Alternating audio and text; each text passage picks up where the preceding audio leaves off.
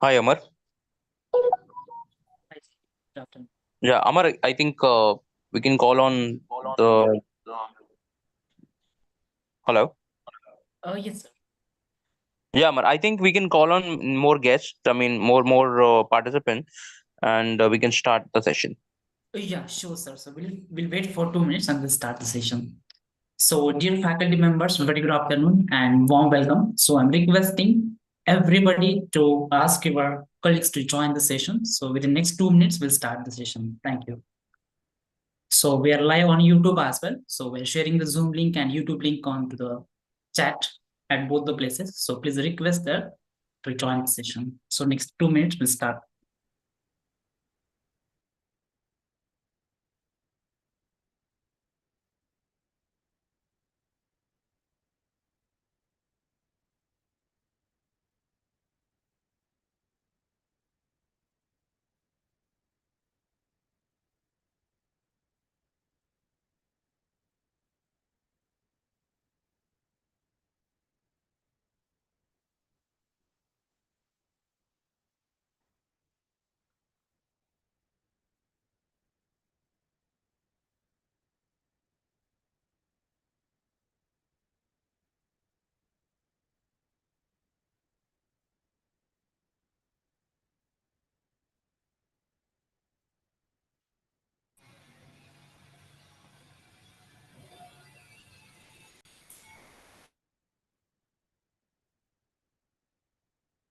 Okay, so let's start. So, dear faculty members, very good afternoon and warm welcome to the 10 hours of faculty development program on cybersecurity, which is going to run from 14th of February to 20th of February 2025. So, myself, Amar, and I'm working here with ExcelR as a team leader in GDM department. And on the behalf of ExcelR Electric Private Limited, welcoming all of you for this wonderful faculty development program. So today we have with us Mr. Amit Sasar, Associate Director, Institutional Vertical, and he will guide us on curtain raiser program for this FTP. So, sir, over to you. Yeah, thank you so much, Amar. Uh, First of all, very warm welcome to all the distinguished academicians, the faculty members spread across the country who had made out their time from their busy schedule and had made themselves available for this wonderful one more session of faculty development program on a very promising and prominent topic that is cybersecurity. And with the advent of new technologies coming in the emerging tech space, and as well as with the dynamism with which everything is evolving, I think this becomes a very relevant topic. And as you all know that these topics of our FDP sessions or our SDP sessions, the student development program sessions, are primarily the manifestation of whatever the requests that we receive consistently from the academia and the students with reference to the relevance. And that has been our practice over the period of last 3 years since the inception when we started off this platform called Everyday Learning, and through which we have been working through for this faculty development programs and the student development programs.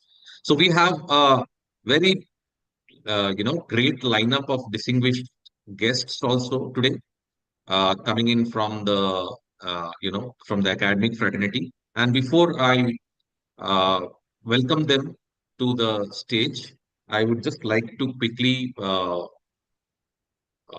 take you through. Uh, small, development of whatever we have been doing as XLR over the last few years. So, as XLR, the name stands for Raising Excellence, and our endeavor is primarily to be the strategic partner of the higher education ecosystem, as complementing to the formal education and creating the right bridge between the classroom to the corporate success of the learners. We primarily, as I have already mentioned, that we have traversed almost close to around 11 years, which was initiated by some of the IM and ISB alumni. And we have our global headquarters at US in Houston. We have been primarily catering to the three different segments or strata of the professional world. That is, one is into the by catering for the upskilling of the industries, and that was our forte in the first 7 to 8 years of our being there in this particular space. We still cater to mostly close to around 300 plus corporates, including some of the best big names in the world for the constant upskilling and the corporate training requirement of this. And eventually, over the last 3 years back, we transformed or extended our services to the higher education institutions. Initial phase, which is this EDL program or the Everyday Learning Program, which started off about 3 years back. Of course, end of the day, everything is primarily targeted towards catering the upskilling endeavor of the individuals, whether they are working professionals, whether they are people wanting to make an entry into the professional world, or students who want to get themselves equipped as per the dynamism with which the technology space is evolving on today's date as in and on an ongoing aspect in future as well. We are also globally present with our services across majorly towards the Southeast Asia and the European countries. And we have our physical presence in these locations, that is being world headquartered from Houston, USA. And in India, we have our head office at Bangalore. And in Bangalore, Mumbai, and Pune, we operate from six facilities, training facilities, and we are also present in Hyderabad and Chennai in offline format. Altogether, concurrently, close to around 1,800 seater training facility is available with us in the offline mode. In the time or tenure through which we have been working, we have actually established ourselves with having strong bonding and formal association with some of the well-known skilling bodies in the country, like iHub Divya Sampark, which is a joint initiative of IIT Roorkee and DST, Department of Science and Technology, Government of India. In the state of AP, Andhra Pradesh, we are working very, very closely with AP State Skill Development Corporation and AP State Council for Higher Education. In Telangana, we are partnering with Task, Telangana Academy of Skill and Knowledge, since a long time. And of course, in Karnataka also, we are working with the Karnataka Minorities Development Council.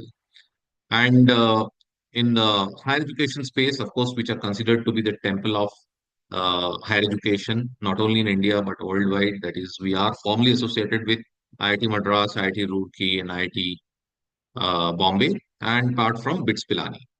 NASCOM Future Skills Prime, right from the time when it got into inception, got into kickstart, we have been a strong partner of them, and we are actually one of the prominent partners. I would say one of the largest partners with NASCOM and MIT, Ministry of Electronics and Information Technology, for the digital skilling initiatives that they have taken. And today's date, we have almost close to around 20 plus programs featured in the NASCOM FSP portal.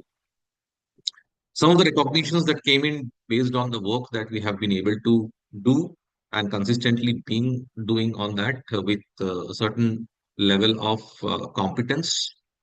We have been consistently 2 times we have been awarded with Deloitte fastest growing technology company amongst the Deloitte Technology Fast 50 in India, both in 2018 and 2022. And this year also we have been nominated, and we are hopeful that this year also we would be looking forward to getting the recognition from Deloitte.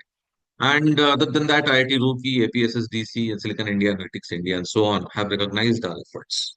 Coming back to the uh, primary context of today's event, that is the start of the the faculty development program. This is probably our 45th or 46th, module that we are starting today.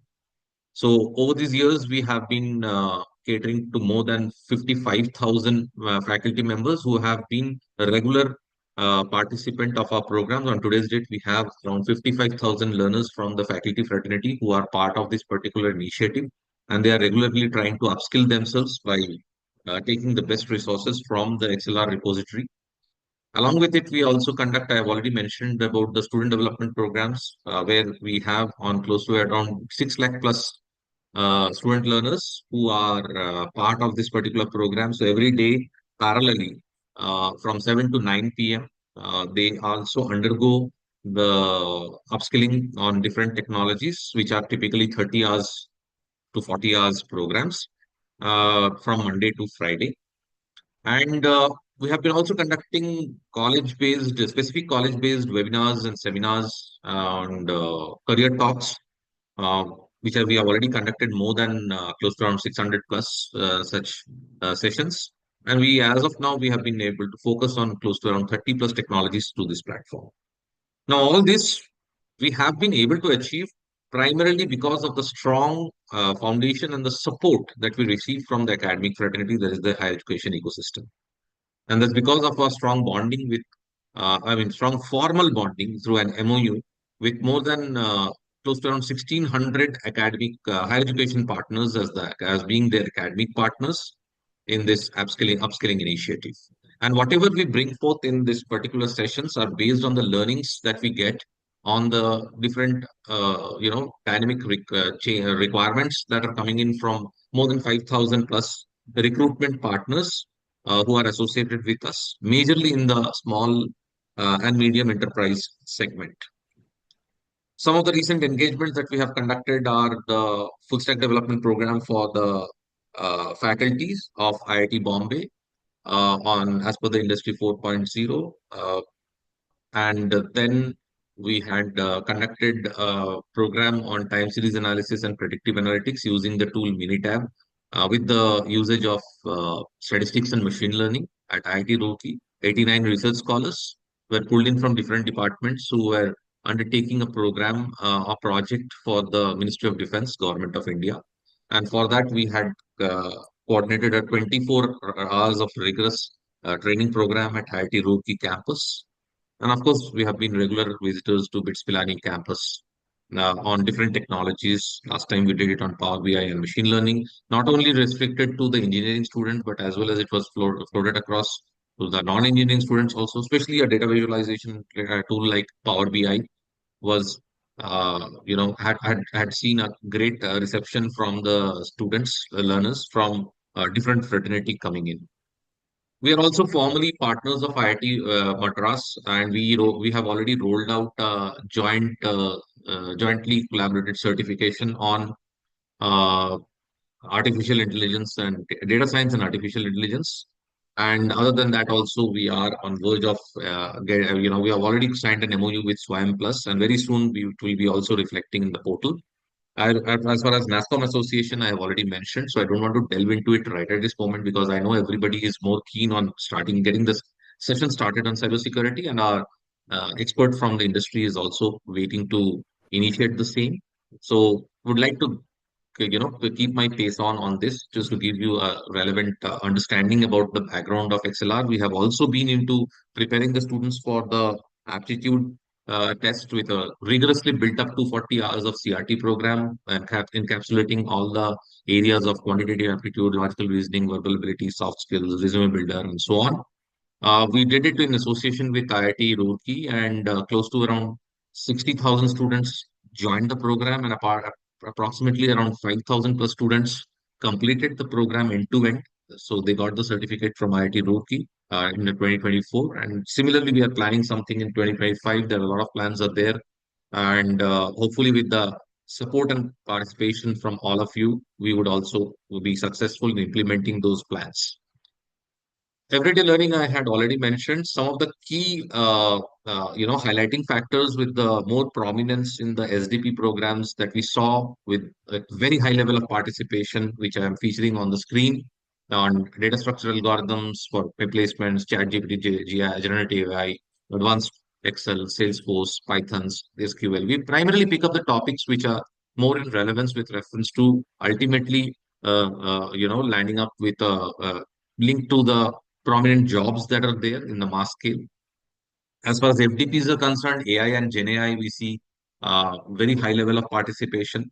Of course, even in cybersecurity, also we have done national faculty development programs earlier, and because of repetitive requests, we have again come up with this particular topic. This is, as I said, probably the 45th. Probably it requires a little bit of an update. So probably the 45th session. So in all together, close to around 1600 plus hours of content, uh, organized by the best of the people in the industry is on today's date in the repository with XLR LMS with all the participants to at any point of time uh, use that content for their upliftment of their knowledge, upskilling themselves at any given point of time without any charges, without any cost.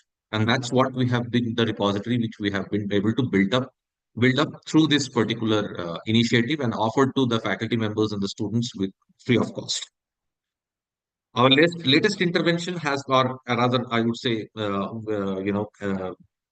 expansion has been into the area of projects and internships with the relevance of hands-on understanding of the technology by working on these particular technologies under the guidance and the mentorship of the industry experts. And we initiated this with the placement assistance.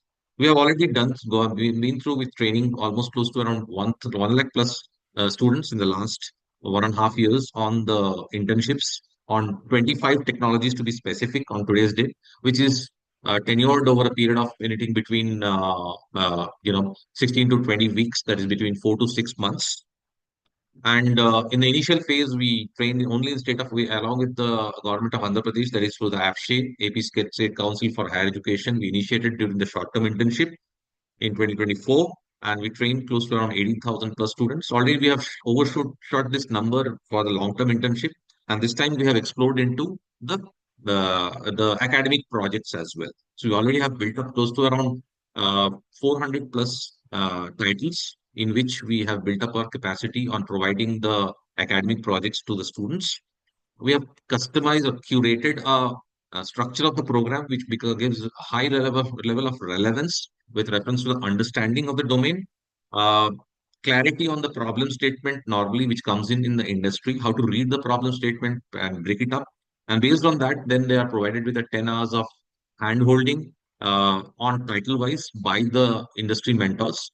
And then so that they can document their entire activity and can showcase and upload whatever the work done in the repositories like GitHub or Drives, etc., which becomes very relevant and easy for them to showcase when there is prospective recruiter asking them to showcase their, the thoughts and the work that they have been able to do. So this whole initiative we do in association with NASSCOM. So any person who completes this particular program, he gets a certificate, which is a joint certificate of XLR and NASSCOM. These are the 25 technologies, one technology, which one area which we have added recently, particularly relevant for the students coming in from the non-technical area. That is about medical coding, which we have added recently. So that makes it a full group of 25 different tracks. And this is the template of the certificate that the students receive after completion of this particular program. So on that note, so that has been our fair and square journey of XLR on this particular space over the last 3 years in the higher education space. And that's where I now again once more glad to welcome you all for this faculty development program on cybersecurity.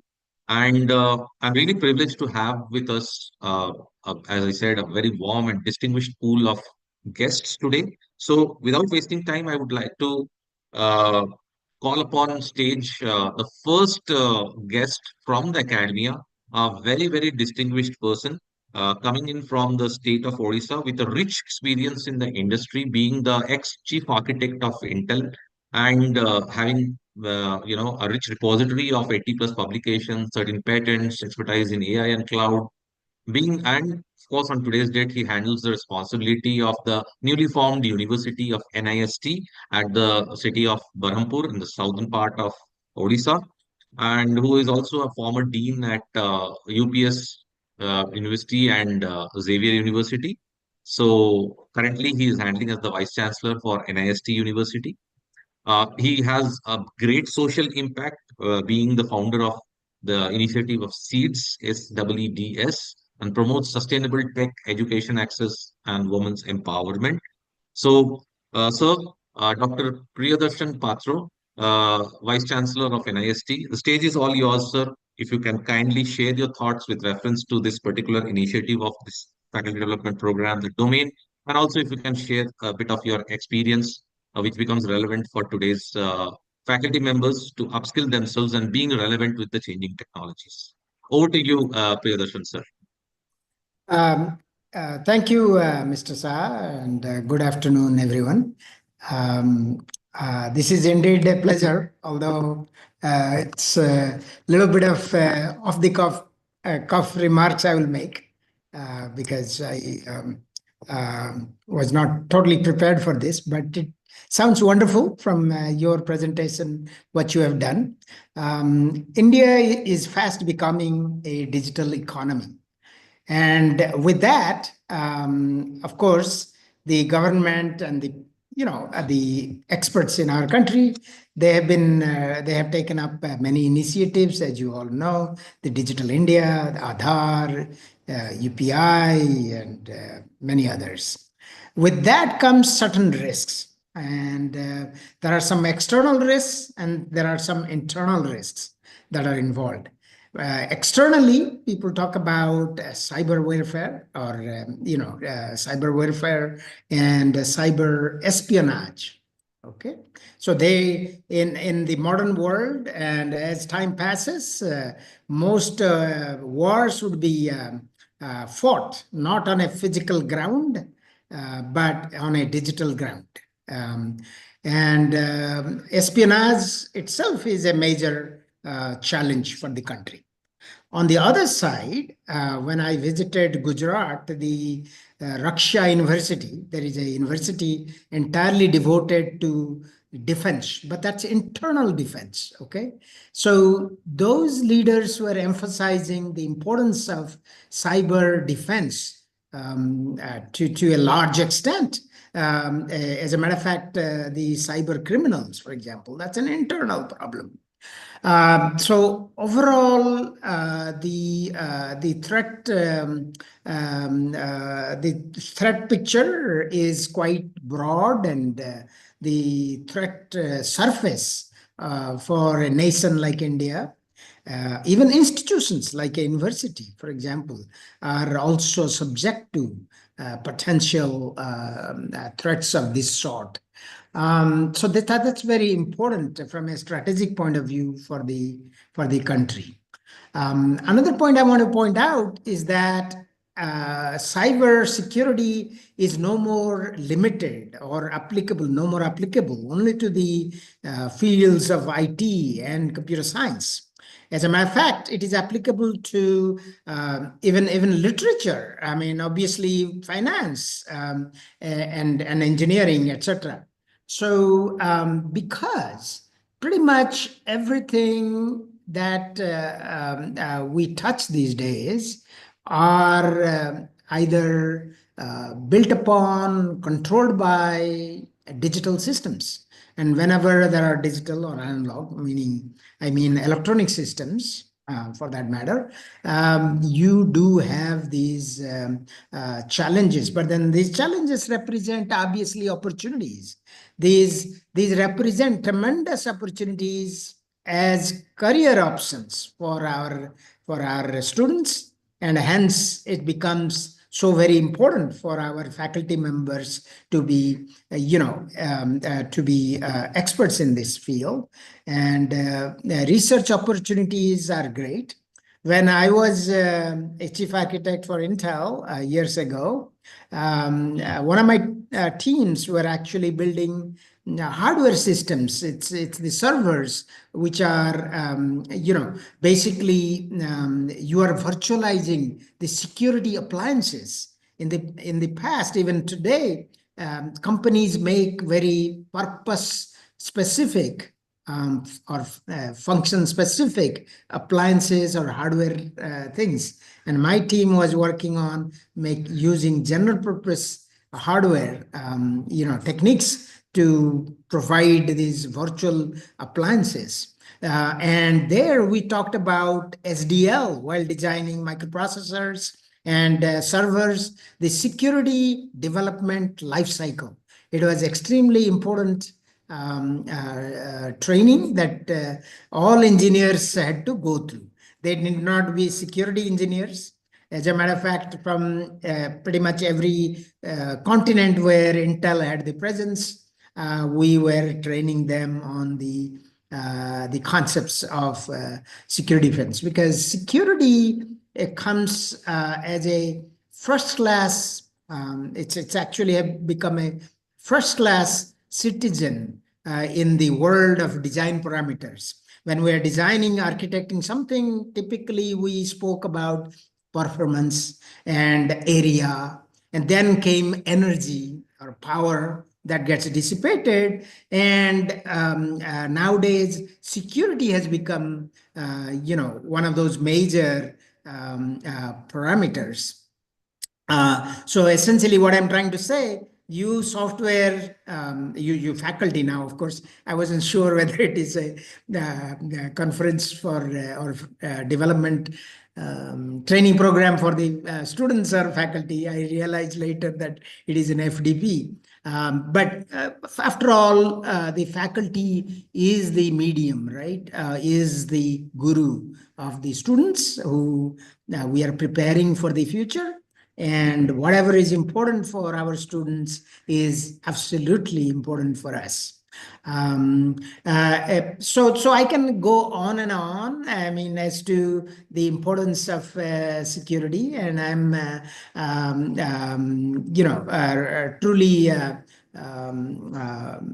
happy that a company, organization like ExcelR is driving some of these to fulfill the strategic needs of the country, and also for obviously economic and development or aspirations of our youngsters. So with that said, I do not know how much time I'm supposed to be speaking at all, but I'll be happy to answer any questions if that is the scheme of things you have. Otherwise, I'll stop here and wait for whatever else you would like to hear. Thank you so much, Professor Patra. I mean, in fact, I mean, with the kind of expertise and experience you carry, I mean, everyone is, rest assured that probably, you can throw a much more deeper insight into this particular technology space specifically. But as we are having certain restricted time frame, because as this is more of a, a module whereby faculty members are waiting to be praised about the developments in the cyberspace. And as you rightly pointed out that probably cyber threats are today omnipresent across the globe and probably every advent of our daily life. It is not really restricted to only people working in the software industry. It is definitely not, and it has become a point of concern. And as well as for anything of a point of concern, threat detection in advance or threat perceptions which are coming in from different types. If we get ourselves equipped on the best practices based on the knowledge about that particular technology, uh, it will always give an edge to everyone. And that's where probably we have our expert today from the industry to share his learnings in the upcoming hours for the next 5 days, in which he would be taking through. Once again, thank you so much for making yourself available and throwing your insights on this particular topic. Um, And again, yes. Yeah, I appreciate it. I will have to leave because I have another conflicting meeting. But I just wanted to highlight one more point that I thought might be relevant. There are regulatory frameworks which also requires knowledge of cybersecurity. For example, the GDPR from the European context, or the India Privacy Act that India is developing. All that regulatory framework has to be actually understood by our faculty, because they're, after all, working in a knowledge economy that we are in. And of course, it's relevant to other industries as well. So it's really an important area for all the faculty here, and I congratulate all of them for taking the first step, or maybe second step or third step, to familiarize themselves and place themselves in a position where they can do further research as well. So with that, thank you very much. Thank you. Thank you so much. It's absolutely very true that even any each of and every baby steps will always add up to something great happening in the future. And the full house that we are running today, we by now on the Zoom. So I just wanted to remind everyone that any of your colleagues or friends who are unfortunately, because of the capacity of the Zoom link, not been able to join, our team has already flashed the details of our live YouTube feed link as well, where we are again running live. So you can please share the link to your colleagues and friends who unfortunately have not been able to join to this Zoom link directly, only for today. Tomorrow onwards, definitely they would be all be able to join in from their LMS link. LMS, yeah, they can access through their LMS itself. Right. So on that note, I would like to invite second guest from the academia, Dr. Jagannath S., Director, School of Applied Science and Saptagiri NPS University in the state of Karnataka, very near to Bangalore, and having a rich 3 decades of teaching experience with 2 years industry experience as well, and having his made great achievements in the research space with 74 publications, and being the PhD guide for 6 scholars, and also having his expertise in the cloud computing, AI, IoT, and being a resourceful speaker in different FDPs and conferences. Thank you so much, Dr. Jagannath, for making yourself available for the kickstarting this session of cybersecurity for the faculty as a part of the faculty development program. So I would request now, if you can please throw some light on this particular importance of this particular domain, and probably the strength of the association that we had with ExcelR and Saptagiri NPS University. Over to you, Dr. Jagannath. Thank you very much, sir, for the nice introduction. Me. Good afternoon to all of you, respected dignitaries and esteemed faculty members, and then dear participants. It's the first program, FTV program, initiated by the jointly organized by Saptagiri NPS University in association with the ExcelR software. As you all, as Amit sir said, sir has given a many FDP programs to the faculty fraternity. So really the latest technologies like the cyber security, and then the merge stack development, and then blockchain technology, many more things you have given. These are technology, the knowledge is required for our faculty, and in turn they can upskill, and then in turn they can teach to the students. So this initiative is very significant and empowering for educators with the knowledge and skills required, so especially for the younger generations. So this age, the today's age, digital age, the concept of cybersecurity is very much necessary. Everyone is the life is threatening.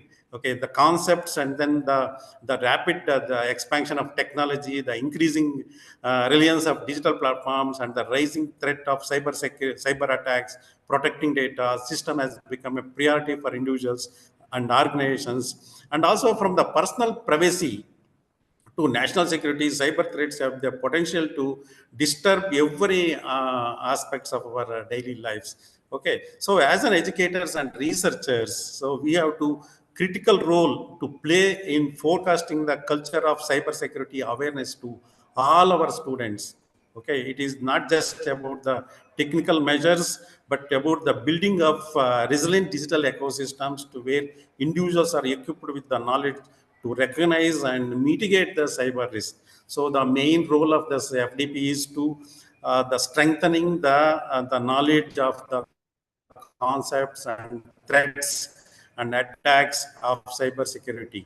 And also this FDP, Faculty Development Program, it has been designed to provide in-depth insights into the cybersecurity principles, ethical hacking, and many more concepts. Okay, though this FTP, we can bridge a gap between the theoretical knowledge and practical application. It ensures that educators can effectively impact these critical skills to the students as well as the professionals. Okay, so cybersecurity is a continuous learning process, is not an one day or today learning process, a continuous process in our nowadays in a digital era. And this FTP will serve the platform for interactive discussions, hands-on training, and collaborative learnings. It helps the participants to gain deeper understanding of the challenges and solutions in the current field. Okay, so this cyber security is not an individual effort. It requires collaborative and research, and innovation is involved, is required for everyone's in the life, and this knowledge in turn should be inculcated to all the students in all the levels. Okay, so I encourage all the participants to actively participate and share their experience and explore new ideas, can contribute more and more on cybersecurity and awareness programs. So I heartily extend my gratitude to the organizers of Excel Software, especially Amit Shah and team. Okay, so the resource person and then experts. So I made this program, okay, is effective and then possible, and it will be benefited to all our this faculty fraternity. Okay, with this introduction. So I am confident that this FDP will be fruitful and enlightening into all the faculty members. I thank you all the organizers and wish you all the best for the participants and make use of the facilities, and then in turn can teach to the students fraternity. Thank you, sir. Thank you for the opportunities, for your giving an wonderful sessions, and then you've given many more programs to the teaching community, especially this is the latest technologies or the concepts are required for our faculty members. In turn, they can learn and then teach, especially the hands-on sessions to our the maybe the engineering students or the computer application students or all the computer graduates. Thank you very much, sir. Thank you for the opportunity. Thank you so much, Jagannath sir. In fact, it is all the praises and the support from the academicians like you and as well as the higher education ecosystem.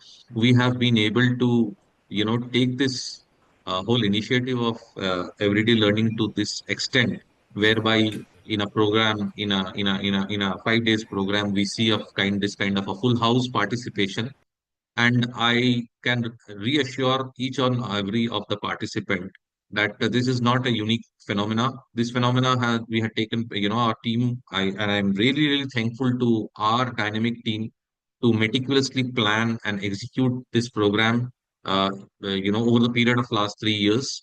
And in spite of there being no pressure of it, only the factor remains that 60% attendance is what is required for the participation certificate. We don't have actually, the accountability on this is pretty much less. In spite of that fact, we see almost close to around 15 to 20% of the participants completing the programs end to end, and that primarily is because of the structure of this program, the way the faculty members can take home the industry used cases and take help of those repositories. Our idea Our inspiration is from them, taking it back to their students, which who are practically the flag bearers of the future India, and that's what we will carry on with it, throughout, with the help of the support of the academia. Yes. So on that note, I would request on board the third member of the from the academic fraternity, Dr. Lakshman Y. Wagmode, Professor and Director of Anna Sahib Dange College of Engineering and Technology at Astana, Sangli. It's in state of Maharashtra. Again, a very, very prominent institution catering to the higher academic structure of the country. Prof. Dr. Lakshman is a mechanical engineer with, again, more than 2 decades of experience in design engineering, reliability engineering, and life cycle costing. He is also a recipient of Best Teacher Award and top academic prizes. And he is an expert in engineering research and innovation, focusing on cost optimization, reliability, and design excellence. So I would request Dr. Lakshman sir to please share your thoughts and address the faculty members joining in from across the country. And also, if you can put a few words with reference to your institute, and we can take it forward from there on. Over to you, Dr. Lakshman.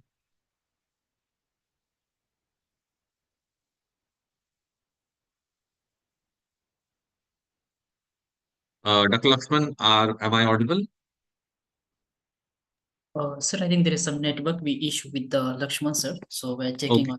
Okay. So we can proceed with the next Okay, case. probably we will proceed. Meanwhile, team, if you can kindly check whether he would be available, so he can come in the next slot. So with that, I'm moving on to inviting our next academic speaker from the academic fraternity, that is Dr. Darshana Desai, who is the HOD of the MCA department, Indira Gandhi College of Engineering and Management, Pune, and Dr.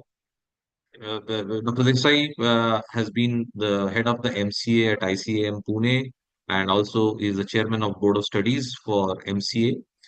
It's also an autonomous institution, and she is also the PhD guide at Savitribai Phule Pune University. Uh, she has won the Best HOD award with 25 plus research papers in Scopus and WS journals, and she has been in the editorial board member and a data science expert, and also ardently she participates in being the expert speaker at various institutions and podiums. So over to you, ma'am, Darshana ma'am, for sharing your thoughts on this program, and then probably I'll move on to introducing the resource person from the industry on this particular topic, and we will move on for the day. Over to you, Darshana ma'am. Yeah, good afternoon, sir. Am I audible to you? Yes, ma'am. Loud and clear. Sir, I'm not able to turn on my camera. Can you No please? issues, ma'am. You can please continue. Okay. So, good afternoon, everyone. I must thank ExcelR for inviting me and having this collaboration for the upcoming FDP program, that is the cybersecurity. So as we know, in today's digital era where the technology is an inseparable part of everyone's life, same way cybersecurity is not an additional or an option. It is a necessity for all of us to learn and encourage ourselves or empower ourselves to learn about this cybersecurity part. As we embrace the innovation, artificial intelligence, cloud computing, IoT, and all other technology, cybersecurity is one of the integral part where cyber threats, data breaches, and digital vulnerabilities we are experiencing in news and everywhere in our daily life. So, as a skilled professionals or as a faculty members, it is very, very important for us to empower ourselves, update ourselves with this upcoming technology, which will be our integral part of our daily life. So this particular FDP, I don't think it will be only for just knowledge sake, but it is going to build the whole resilient digital ecosystem. And I appreciate ExcelR for choosing this particular topic, which is an next generation's demand, where every data it is available online, and the security plays a major role, and where we are educating our faculty members, where they can penetrate the same knowledge to the students. So it is, as a faculty member, it is our pivotal role for shaping students' mind, and we can develop the future cybersecurity professionals. And I'm sure that this kind of FDPs will will ignite some of the research areas, as previous speaker told, that faculties will try to inculcate that thing as a part of their research profile. This kind of FDPs, I'm observing ExcelR, they are doing it very frequently, not only on this technical area, but they are also focusing on some non-technical area, where personality development and soft skill development and all other areas they are trying to accumulate, which is necessary skill for the students. So it is very privileged for me that I'm associated with ExcelR, and ExcelR is providing such a good platform, not only for the faculty members, but for the students as well. So I would like to express my sincere gratitude to ExcelR team for organizing such kind of FDPs. I must appreciate their commitment to empower the educators, the professionals in the cutting edge, uh, environment, where the knowledge and skills in cybersecurity is essential part. So I extend my heartfelt thank to all the organizing team, those who are taking follow-ups and making it possible. So definitely your participation as a faculty members will add good values to the students, and it will be fruitful for the all over education ecosystem. So again, as I told you, that as a faculty, we should be updated on our profile. We should be updated with the latest technologies, and continuous learning is an integral part, and securing our digital future with the help of knowledge of cyber security. So I'm sure that all the faculty members, just please do not join as a certificate, but please try to get some more insights, inculcate whatever you are learning into your daily life, deliver it to the students. And I hope you are going to give your best and attend all the sessions. So once again, thank you, ExcelR, and let us embark this particular journey of knowledge and innovation together, and wishing you all the insightful and productive FDP ahead. Thank you so much. Thank you so much, Dr. Darshana ma'am, for your insights, and very truly said. I mean, with the more and more digital intervention happening in our daily life, apart from the corporate life, it definitely requires an understanding about making our ecosystem more secure. And that's the reason why, this becomes a very, very relevant topic.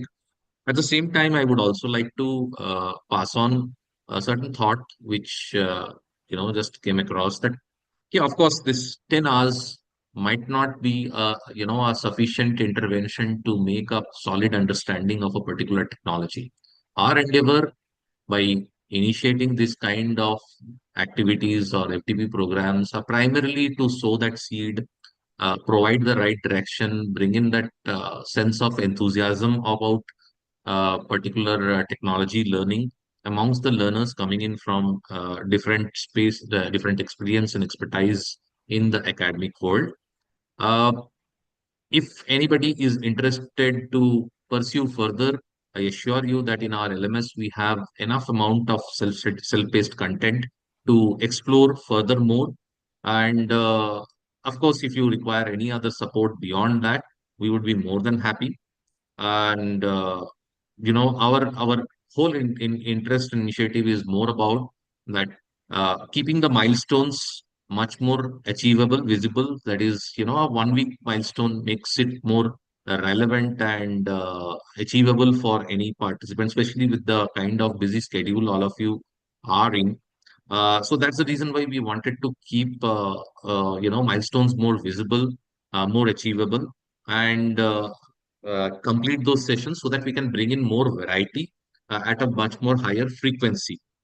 So saying so, I only harp upon the point that this is not a sacrosanct, a complete end-to-end kind of a technology training program, but we are trying to design the program in such a way so that the major aspects of that particular technology are covered to a large extent, by which, and also with the usage of industry use cases that the experts bring in on these sessions, which will make the understanding much more with a higher element of relevance. So on that note, I would like to quickly invite Sir, the sorry to disturb, but yeah. Lakshman sir joined back.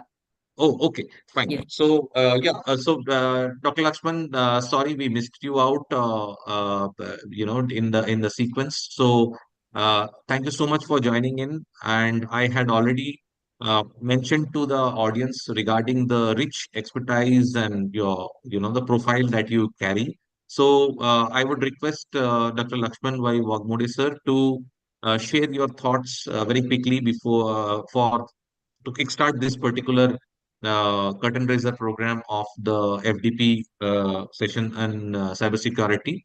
And then probably I would move on to introducing the resource person very quickly so that we can move on for the day with the training getting started off. Over to you, Dr. Lakshman, sir.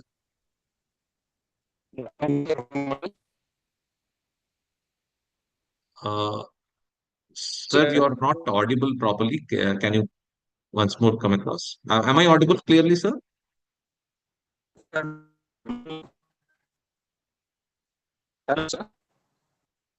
Y- Yeah. Hello, sir. Uh, I think we are having an audio. Yes, yes. Now you are audible. Yes, sir.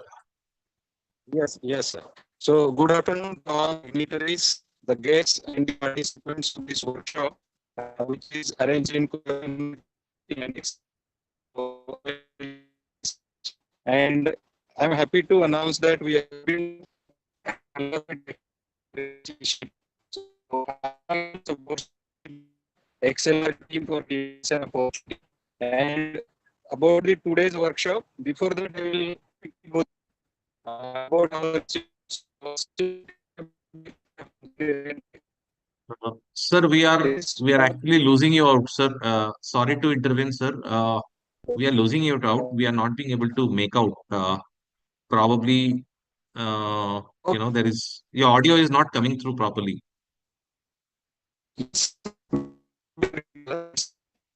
I think it's a network issue, probably.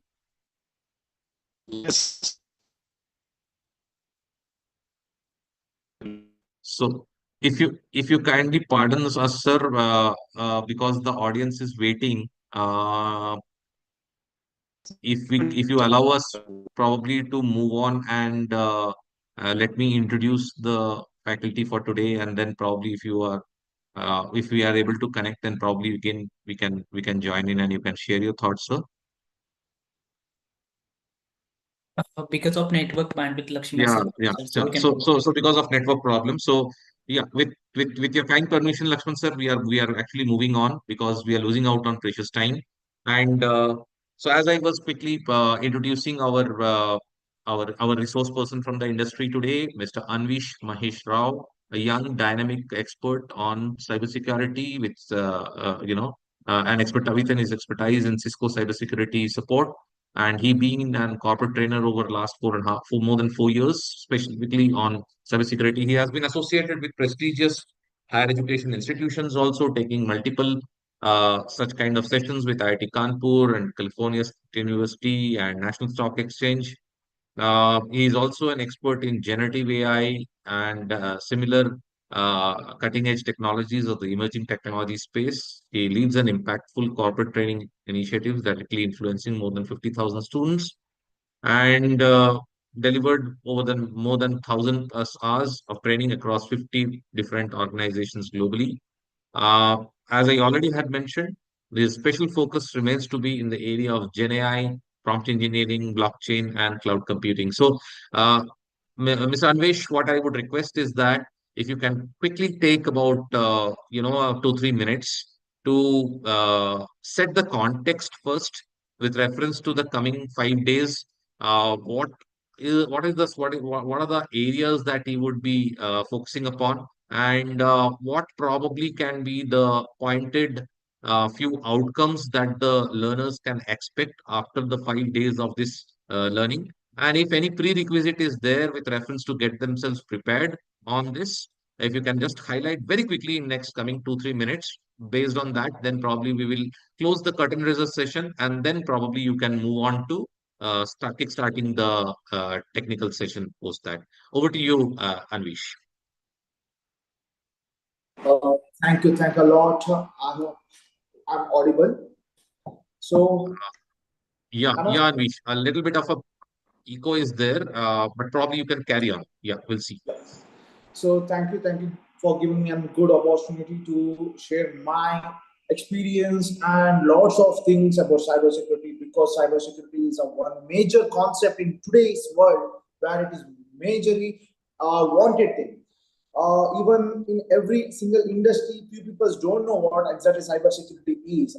And in today, I'm going to talk about how to be secure first for a first today and next upcoming for next one day. I'm going to tell you how to be safe, because without those things we are unable to get to know how to become a safe.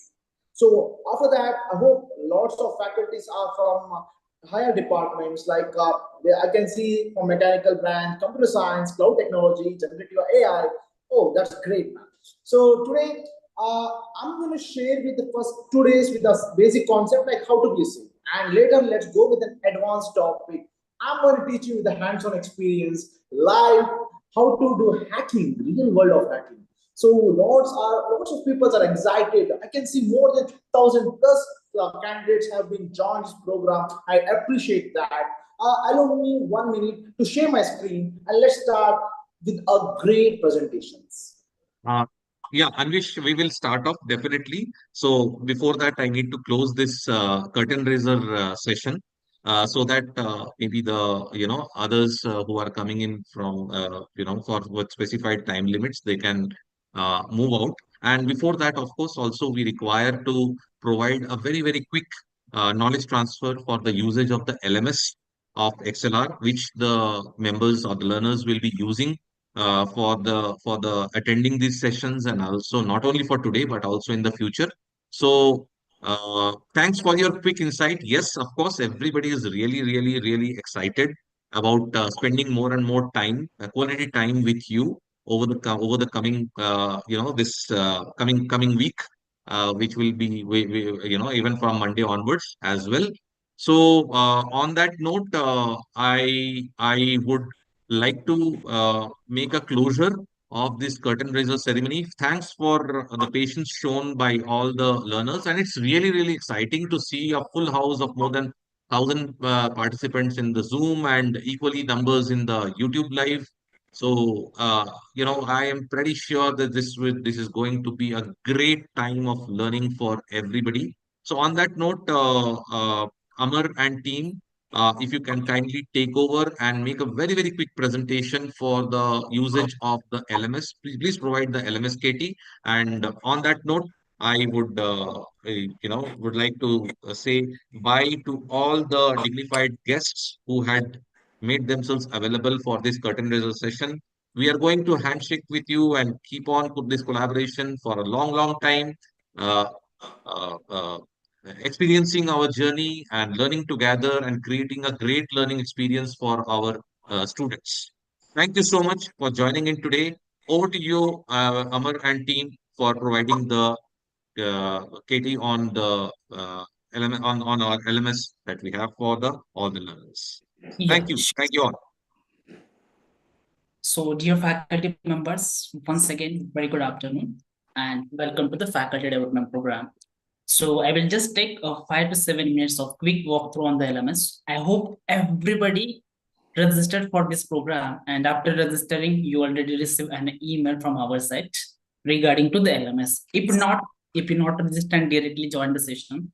So it's my humble request. I posted the registration link over the Zoom and YouTube as well. Those who are not registered, you can go ahead and register within the next 24 hours of time span. You will also receive the LMS access. So after successfully registration, everybody receive two emails from our side regarding to the LMS. So let's start. So LMS is nothing but a learning management system. And by using the LMS, we are going to provide you the recordings of the sessions, whatever we are going to learn for next 5 days. Addition to that, whatever the material sir is going to tell, that material will be available on the LMS. You can join the session via LMS using Zoom and YouTube platform. Additionally, you can mark your attendance via LMS as well, right? So access all these things, we need to process with the sign in first, right? So everybody, those who register successfully and receive the mails, please check your inbox. Simultaneously, if you not receive, please check it into the spam folder as well. We need to open the first email, and first email is nothing but a verification email. Welcome to ExcelR and verify our account. And by using this mail, we need to set the password. So here we have verification link. Once I click on this link, it will take me to the next page, and here I need to set my password. So coming to the password, this will be the completely new password. It's not like that we need to provide any account password. This will be the completely new password, the combination of words, characters, and numbers. Same password, we need to type it here. I need to click on set my password. So this is the very first step towards to accessing the LMS. Once we are done with this step, open the second email. Again, second email is nothing but a course invitation mail, right? So welcome to FDP on cybersecurity. So in this mail, we mentioned the steps, step 1, step 2, step 3, what we need to follow towards to accessing the LMS. So in the step 1 itself, we provided our LMS URL, onlinelearning.excelr.com. Every time not required to open the email, I need to click on that link. You can just bookmark this URL on your Chrome or whatever the browser you are using, and easily you can sign in towards to LMS. So now I'm clicking on this URL. Once I click on this URL, I need to do a sign in. So you are already registered member, so not required to register. And as Amit sir mentioned that we have ample amount of the information in the self-paced module, so you will find that on the store. And whatever the URL I'm mentioning, you will find that URL here, onlinelearning.excelr.com. So let's go ahead and click on the sign in. So once I click on the sign in, here I need to provide my credentials. Okay. So coming to the credentials, dear faculty members, please make sure that we are providing the registered mail ID. Registered mail ID means on the mail which you receive and a confirmation verification mail. Okay. And the second thing, we need to provide the password, where I mentioned that this is the very first steps towards to accessing the LMS. The same password, whatever we set into the first email, we need to use here. In the future, if you want to forget the password, yes, we have option. You can use this option to forget your password. Now, let's suppose I'm providing my credentials here successfully and I'm clicking on the login. Now, let me reshare my screen and I will show you the live LMS, what kind of the functionalities we are providing over the LMS and how you can access that. Okay. So, yeah. So once I provide my credentials successfully, we'll land here on this robust LMS, and most of information is available here on the dashboard itself. So the first and most important thing, coming to the joining of the session, every day not required to link. You can directly sign into the LMS and join the session on a time. So how we will join? So on the dashboard itself, you will find the today's session tab. Okay. So into the today's session tab, as I'm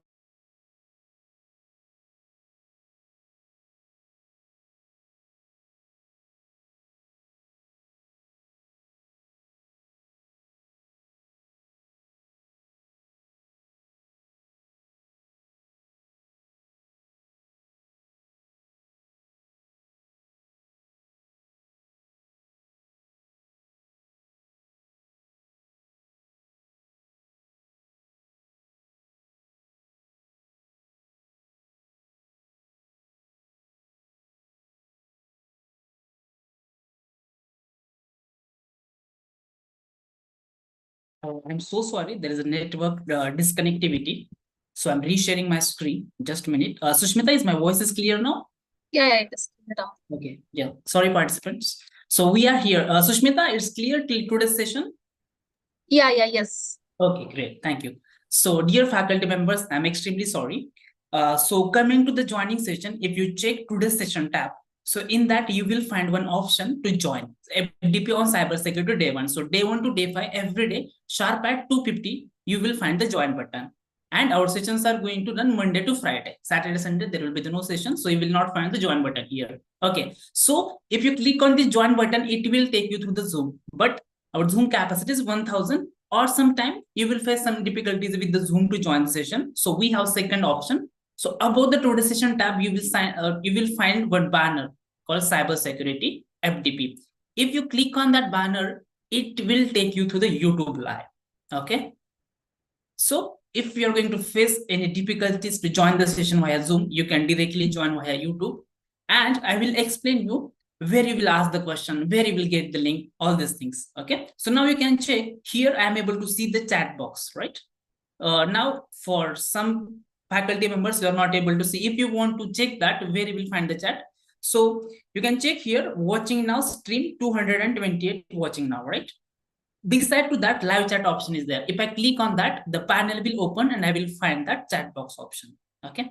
And here you can just do chat. You can ask your questions here, and whatever the links or any application need to be downloaded or attendance link, you can check here. Our team issued the registration link. The registration link is available here. All right. Additionally, if you are going to subscribe the channel and click on the bell icon on all, you will be getting the notification every day as session started. Please join the session. Okay. So now coming back again onto the LMS, how we will access the remaining things be like, let it be a material or recording. So let me go to the classroom and I will search for the cybersecurity classroom. Okay. Just a minute, I'm searching for that.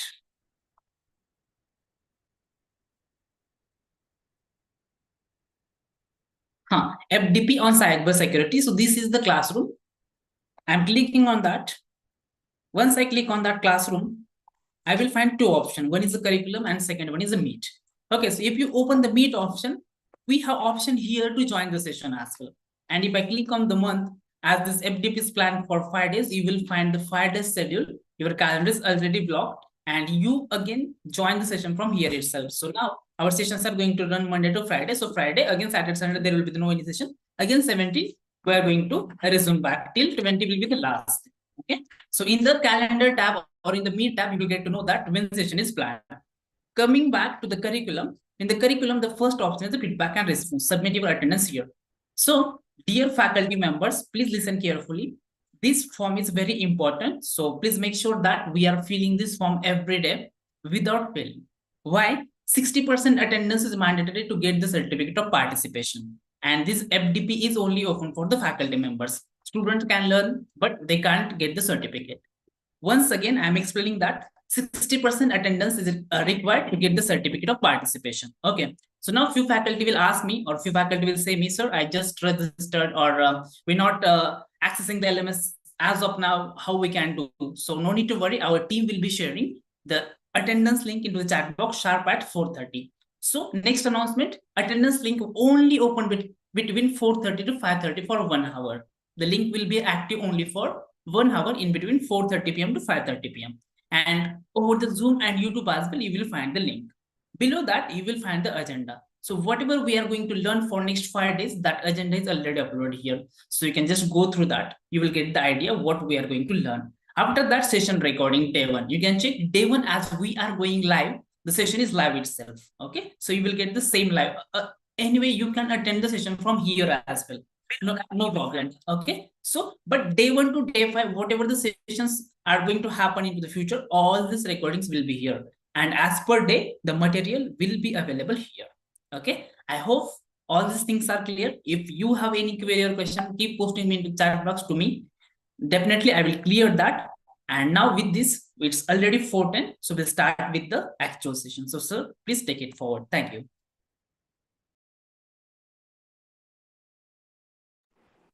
Okay, thank you everyone. Thank you, Amar, for giving me an opportunity. Yes, let's start. Just a minute. Actually, your voice is somewhat echo. Can you please test it once? Okay, fine. 1 second.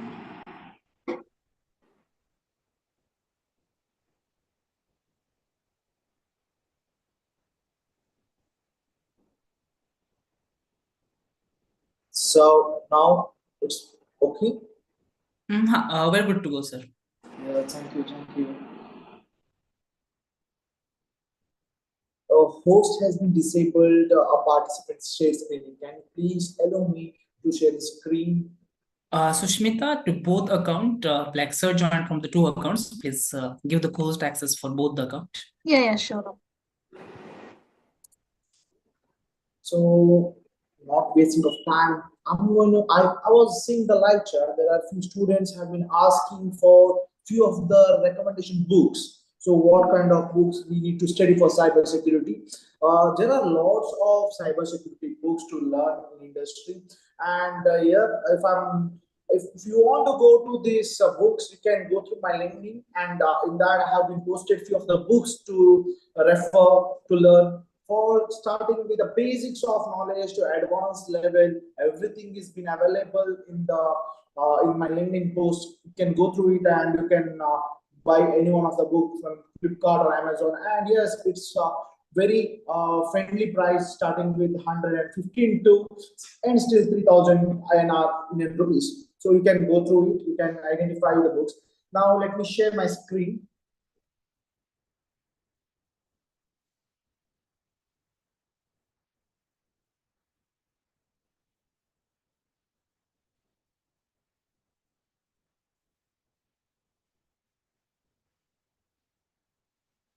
So I have only 45 minutes left. It's fine for me to I will cover up with 6 topics today for the basics learning. So many of the audience are faculties, and yes, there are students too. But yes, my first section, whenever I go to any of the workshop, I start with one workshop first. That will be let's be safe. Without knowing how to become safe, teaching those students or the faculties with a hands-on experience never make a sense. So that's the reason I'm going with our let's be safe topic. Cybersecurity is not just an option. Why I have kept the cybersecurity is not just an option? There is a fact. See, whenever you people work with the industries, uh, schools, colleges, as a students, etc. Whenever you enter into school, you have something called as attendance book. What is the mandatory of keeping attendance book? Because they let you know that whether the person is being attended or not, whether it's present or absent. So same thing, cybersecurity is very important necessity in every industry, because everything today runs in internet. Internet is not so safe. Even a small, if I see a small child is using Facebook, Instagram, even a lots of things going to happen in social media. The recent cases, many of them. So I tell people a lot that cybersecurity is not just an option, it's a necessity. Stay safe, stay secure, let's be safe in the digital world. So what is cybersecurity? So there are two different meanings in cybersecurity. So according to one option, cybersecurity is nothing being a computer safe or being safe by internet. So there is one more meaning which I'm going to present in upcoming classes. That is a technical answer for cybersecurity. Whenever you go for interview session or any kind of a session, those answers will be truly impact with the interviewer. Cybersecurity is a protecting personal information from digital threats. So protecting personal information. What kind of personal information? So personal information, it may be your date of birth, it may be your phone number, it may be something like your email ID, your Facebook account, or something like your something like that is necessary to you, the personal informations. From the digital threats, what is the digital threats? Today in industry, there are lots of cyber crimes happening. It may be a phishing attack, social engineering, DOS attack, DDoS attack. It may be a new word for you guys. But yes, I'm going to talk about it in the upcoming classes clearly. What does it mean? Increased amount of personal and financial information stored in personal devices and online. Today, if you're using Android devices, you already store your financial information. It may be CVV number of your credit card details, everything. And you go to Flipkart, you purchase using those cards because it's already saved. You don't need to pick the card, physical card, look over it, type it, and enter. It will be stored in that. And these are the personal informations and financial information. What about personal information? As I told you about your date of birth, your name, your email ID, your phone number, especially a phone number is very important. Data collection by corporate, financial, and various other agencies. So data collection by corporates, financial, and other agencies. Today, if you don't get a loan in a bank, you go for a third-party application, something like Simply or Slice, where you enter all the details, you provide your PAN card, which already told by the government not to share your PAN card or other card to any of your third-party agency, but the people share it with a lots of agency like Simply or Flipkart, other something like different, where you get a credit limits for free. So you know what does those people do? They especially take your informations, they create something like a bank accounts without knowing you, because they have an authorization, something like PAN card, Aadhaar card, phone number, email ID, everything. You know one thing, whenever you open an account in any of the phone, like something like, let me take, there is a website or an app called XYZ. You go there, you enter all the details. You get an OTP to register. You think that app is genuine. I can share the OTP. You share the OTP to them. So you know what are the loopholes in this sharing of OTPs? There are lots of loopholes in sharing of OTPs too. Don't go for unauthorized applications. That may be a Simply, that may be a third-party agency, because that's a lots of problems in the website. Similar to how you use a lock to keep your strangers and criminals out of your home, you also need to use safeguards to secure your computer. Today, a lot of people don't keep a lock in your system. Above 50, above 40 people, they never use a locking system because they think no one is going to touch my phone or laptop.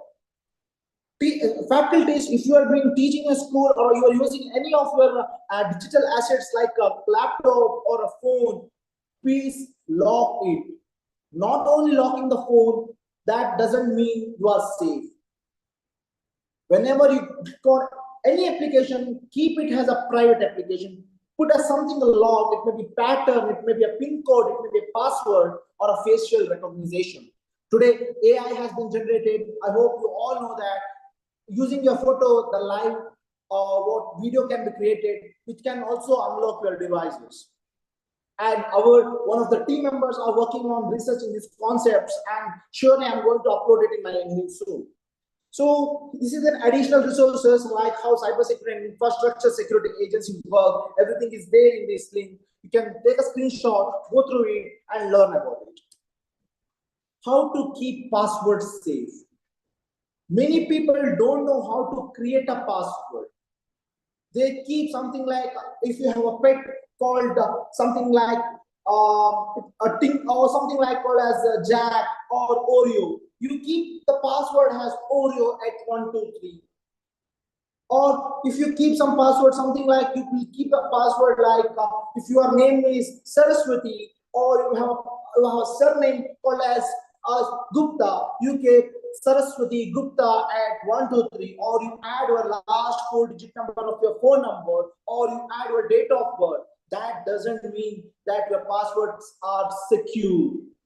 It's very easy to hackers like us to decrypt this key password and get into all the informations. I will share you the live case which was I handled day before yesterday. One of the girl, she's an LLB, a lawyer, she's an advocate in one of the district court. I'm going to tell about a scenario how it impacted using this password.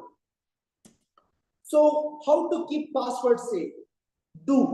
Use a strong password.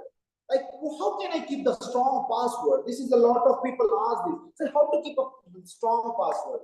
So use one alphabet as a capital letter, one is lowercase, at least lowercase, one what we say that special symbol, and one number.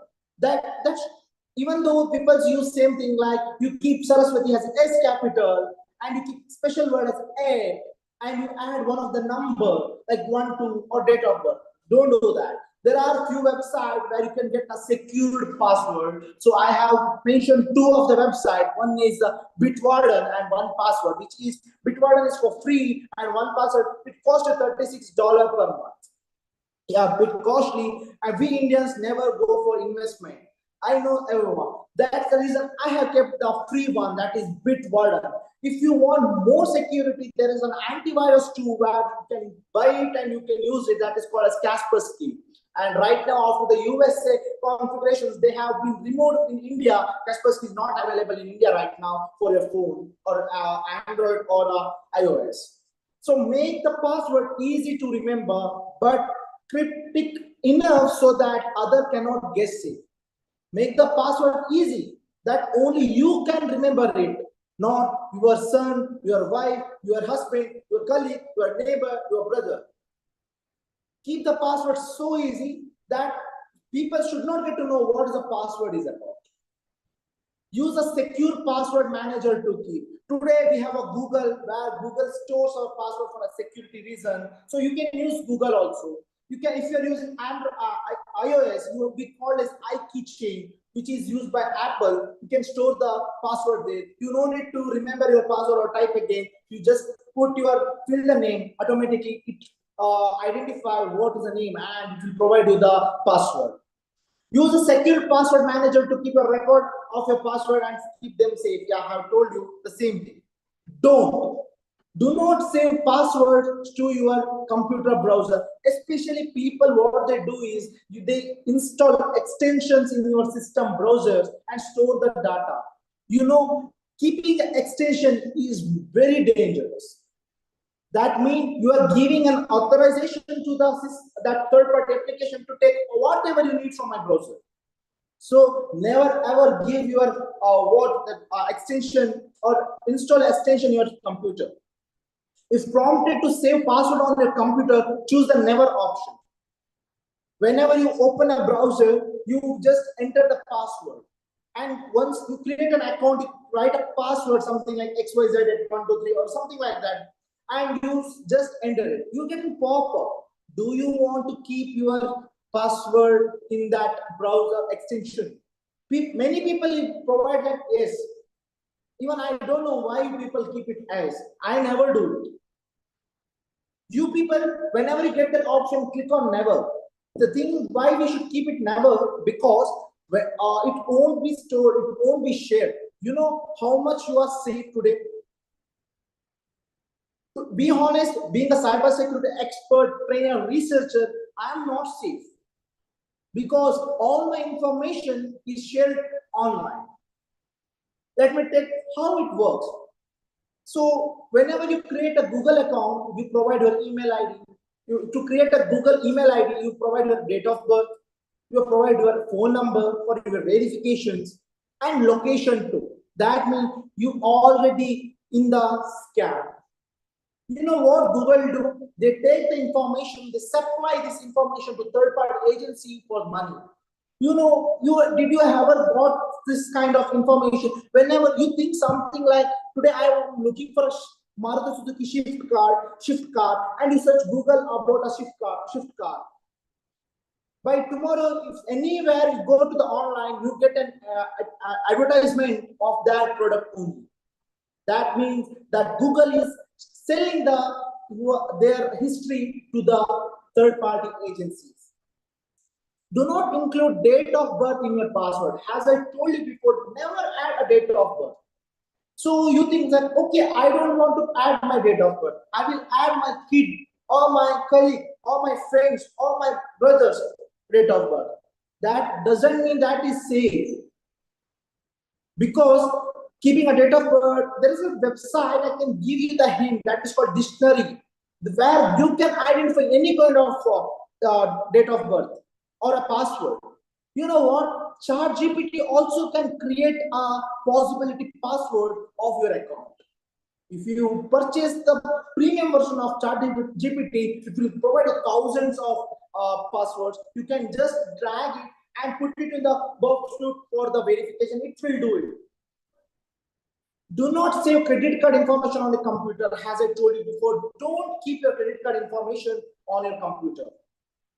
Because it is stored in the third-party applications. Sorry. Tomorrow, if something happens, you go to the bank and say that, sir, the amount has been debited from my account. So they will show you the terms and conditions which you already signed.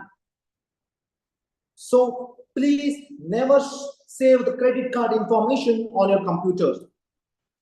Backupping of devices. Lots of people don't back up their devices. The reason is they think that I am safe, my data never go anywhere. That doesn't mean you are safe. Why back up your data? Allows you to save important information on your mobile devices, so you still have it in the event it becomes lost. Think that you have created an important information, like you are head of the department, or your principal or a dean has provided you some kind of a task or assignment or assessments. It may be a NAC assessment. You people just type, you do a PPT, you do something like a Excel sheet, you do a Word, everything. You save it. Tomorrow something happens to your system.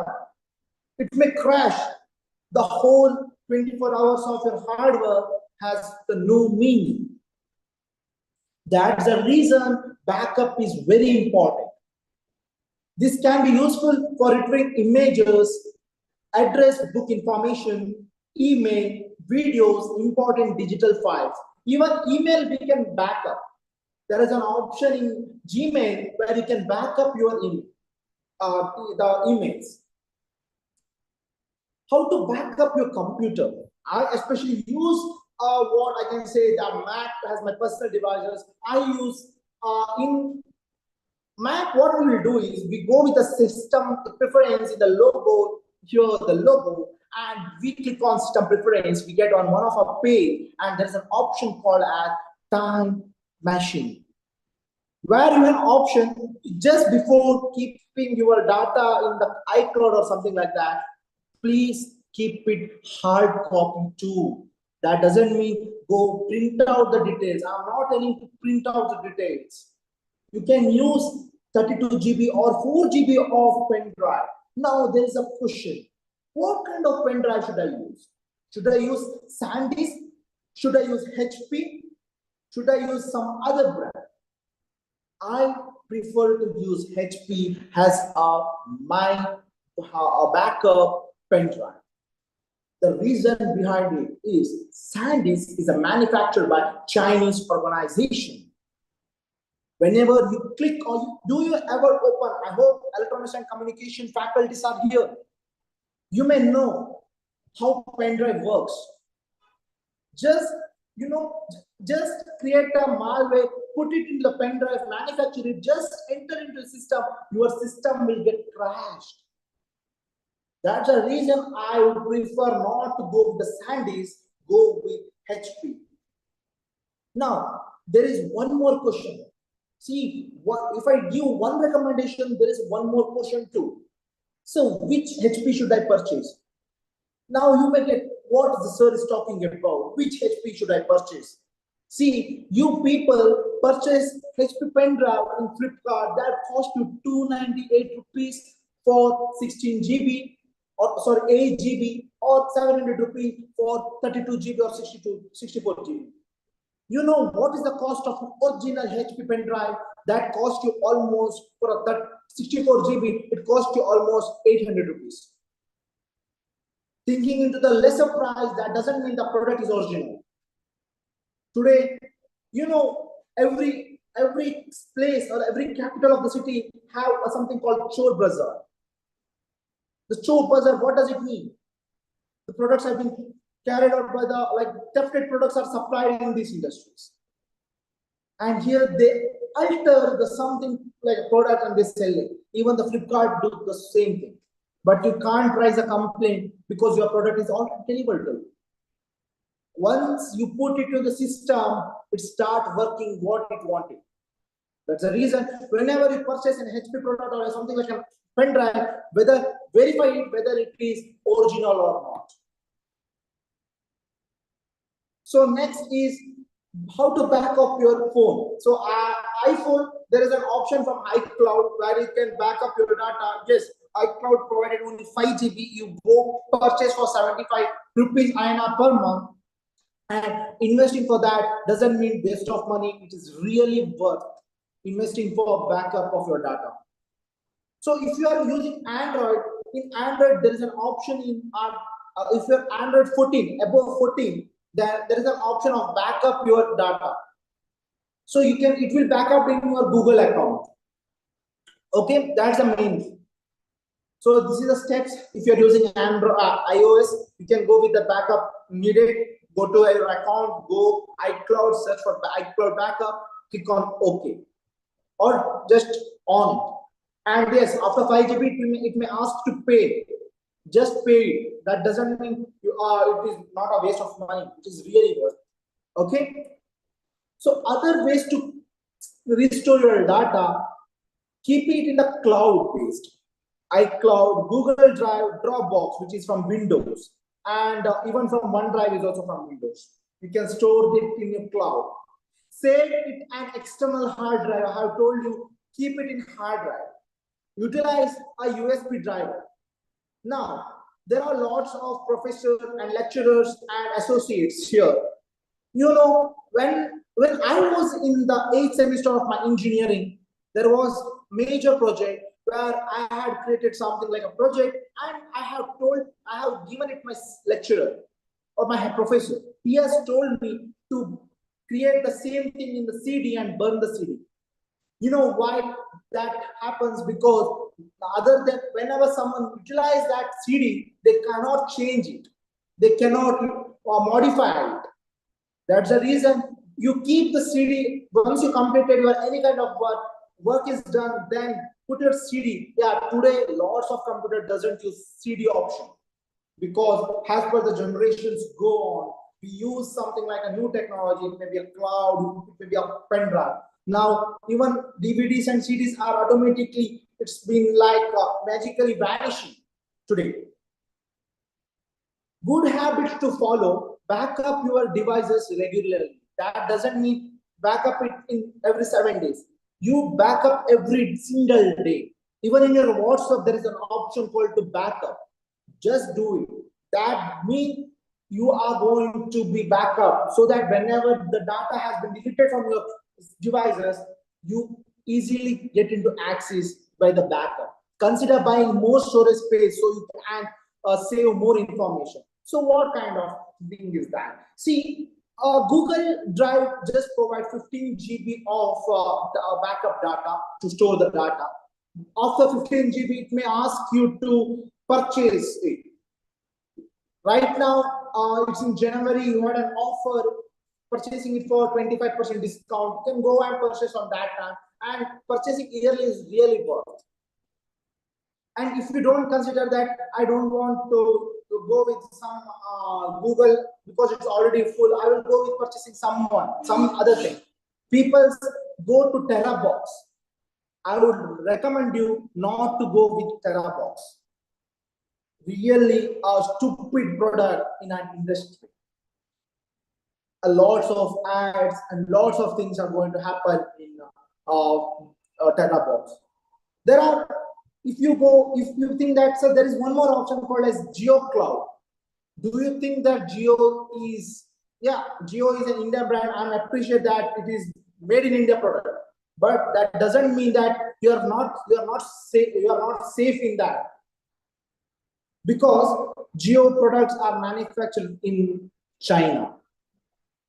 The lots of things produced by Geo is from China. You can go, it's very easy. Go to any of the store, ask for Geo phone, look over there. It is written that made in China.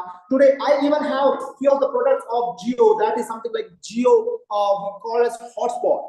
That is made in China. That's the reason whenever you go, purchase within branded, which is really worth. Keep physical documents on hand if possible.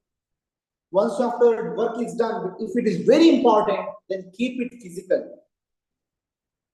That will help you a lot. Multi-factor identifications, a very important topic in IT industry.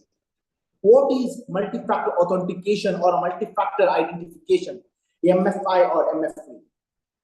So there are lots of things is important in multi-factor authentication.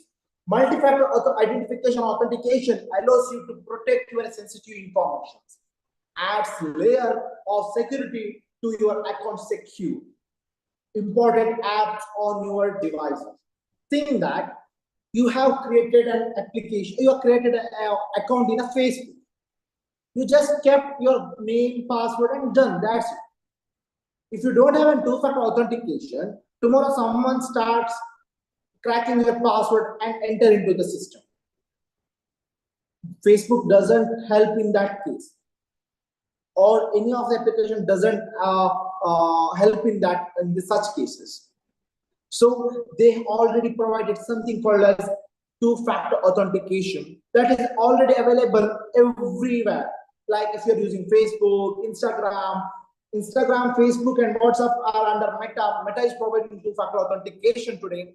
And in Telegram also you have two-factor authentications. And not only that, if you go with something like Google, the main thing, Google has a two-factor authentications. So utilize it. Even if you're using Microsoft Outlook, then there also you have an authentications, which allows you to protect your sensitive information. If someone, third person, the unknown person trying to access the system, you get an alert. This saying that from this location, this person, they doesn't mention the name, they provide a device product name. That may be CPH00286 or Realme X7 Pro or Android, any of the product, and says that this person is asking for the login. Whether I should allow him or not. And it depends on you whether you should allow it or not. It adds as a layer in the security of your software. This is the use of two-factor authentications. So two-factor identification, how does it work? It set up a mode of authentication to your login, text message with a code sent to your phone number. If you create, so whenever you create a Google account, it may ask you to create a two-factor authentication as a pop-up. Just go there, add your phone number, you get a text code or a voice call about the code. Second thing is phone messages to your phone number, verify via app. It may be authenticate. There is an application called as Authenticate from Google, which asks for an OTP or a messages via app. So apps and accounts that allow two-factor authentication as per today's industry: Google, Wells Fargo, Twitter, Apple, Yahoo, Instagram, Bank of America, Microsoft, and Facebook. And if I'm not wrong, Facebook, WhatsApp, and Instagram are purchased by Meta. Meta has it for two-factor authentications. Two-factor authentication. How to create a two-factor authentication? Once after you create a Google account, there is an option called as go to your Google account. Just open that account and click on security option. In security option, there is an option called as two-factor authentications. Upon that, there is an called as password. It shows when was the last password has been changed. So there is an option called as two-factor authentication. Click on that two-factor authentications. Once you open the two-factor authentication, you get this pop-up. Click on get started. And here is the option to put your phone number, put your personal number, and just choose your country. If you're there in India, just put IND India. And you get an India logo, put your phone number. And how do you want to get the code? There's an option. There's two options. One is text message, one is phone call. You can choose any of that. If you need a text call or phone call, I highly prefer to use text messages. The reason behind it is whenever the phone call, you get a call from international number, few times it doesn't listen clearly. That's the reason, go with the text messages. If you're using Twitter account, there's an option called as settings and privacy. There you have an option called as security and account access. Just click on security. There is an option called as two-factor authentication. Yes, Twitter has vanished. Right now it is called as X. Just go with two-factor authentication. It may ask for three options. If you want to go with the text messages, authentication app, or security key, don't go with security key, go with first or second option. If you go with the text messages, it will receive a message, SMS to your phone number. If you go with authentication app, it asks for downloading any of the application from Google or Microsoft, and the code will be generated in that application. So if you are using Apple account, so if in the left side or Apple and Facebook, I'm going to talk about the Apple first. If you go with Apple, just go to your account and there is an option called as password and security. Click on the password and security. There is an option called as to turn on two-factor authentication. Just click on that. You should add an email ID that may be iCloud email ID or your personal email ID. Never use business email ID because every time the this one which business email ID has going to change its security patches. That's the reason use Google email ID only. In Facebook, if you go to your profile, there is an option called as two-factor authentication in the security and settings. And you just click on that edit button and you just click on off security. If you're using banking sector, like something like SBI, ICIC, Union Bank, Union Bank is right now, ICIC Bank, Union Bank is there, Union Bank, and if you're using any kind of HDFC Bank, go to that option. There is an option called as two-factor authentication. If you don't know that, go to your nearby of the branch and ask them to activate two-factor authentication in your banking application. It's very important because whenever you transfer the amount, it will send you a code whether you should pay it or not. That's the reason I would recommend you to use that banking option in every two-factor authentication in your banking system. So what does this dual two-factor authentication mean? This involves a notification to your mobile devices. Your registered devices will receive an alert that someone has attempted to log into your protected system with your credential. You simply approve the login attempts by accepting the alert on your devices.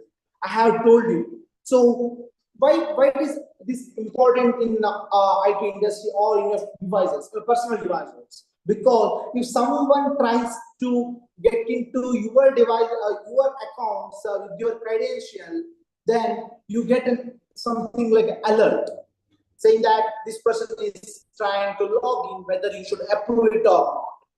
So there is an application from US that is called Duo mobile app. You can download it. It is very helpful. Next is call. This involves a call to a registered phone number, be it a mobile or a landline phone. Never use a landline. Nowadays, no one is going to use a landline. So use a mobile number. Whenever you get a OTP, it will get a call to you saying that the code is 908346, and it repeats until you cut the call. So yes, someone has raised their hand. You can text me later, sir, please.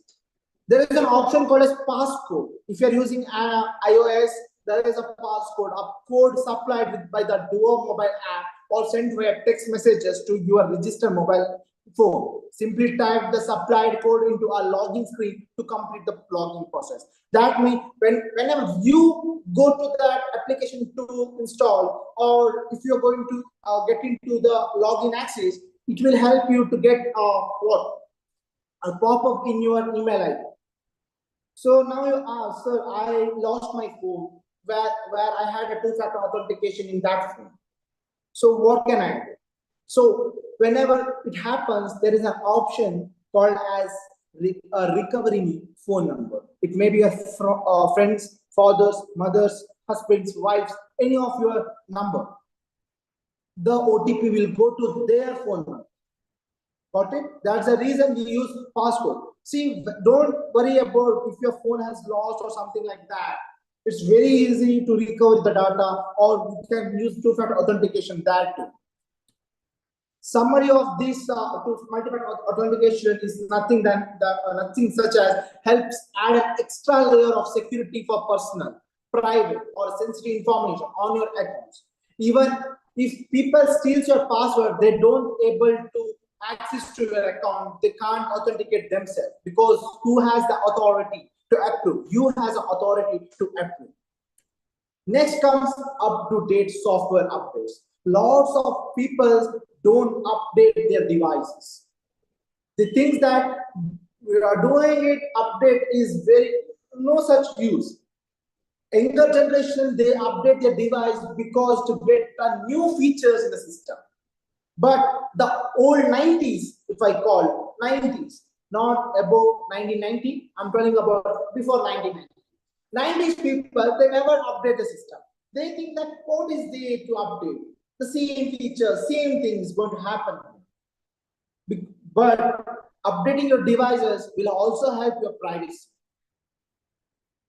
And lots of people today, many of people use Realme 6, the 2013 model phones. I would request you just go exchange your phone, purchase the new Android.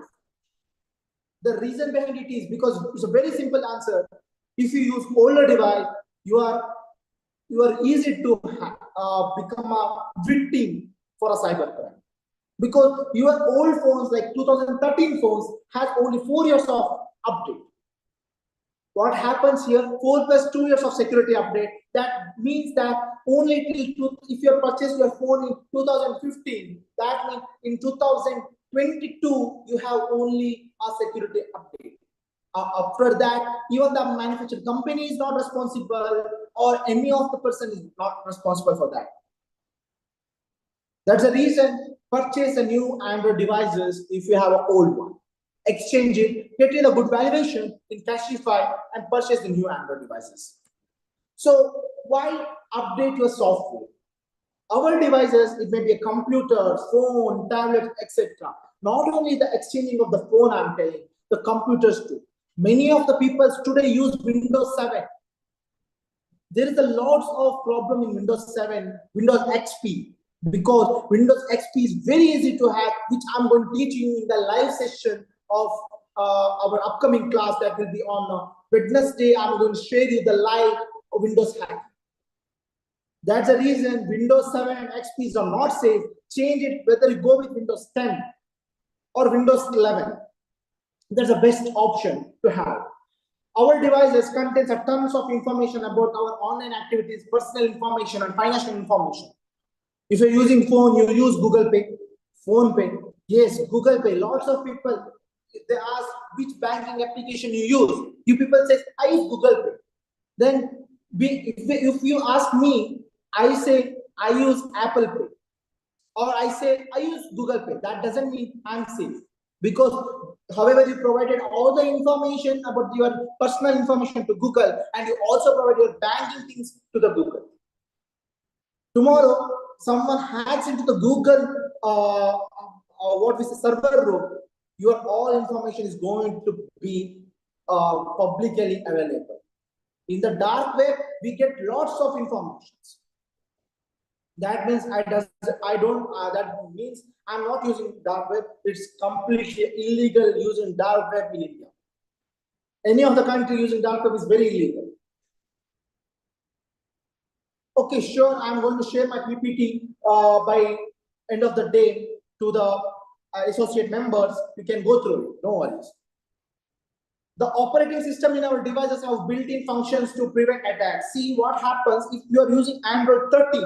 13 has its own privacy act, where it says that this is the thing, this will happen, this will be the security thing. Until the Android 14. What they will do is in Android 14, they create something, a new software patches or security patches. So if you use 13, where you have an option called as 14, that whatever something happens in 4, that 13 is the that is a suspect, not a 14, because you have not updated your devices. Cyber threats are constantly changing. That's why your operating system regularly offer updates to be on the top of these threats. You know what? Cyber threats, every single second, new cyber threats are going to be generated. Or I can say, because see, computer is not a living thing. No, it's a non-living thing. According to me, a computer or an internet is a living thing.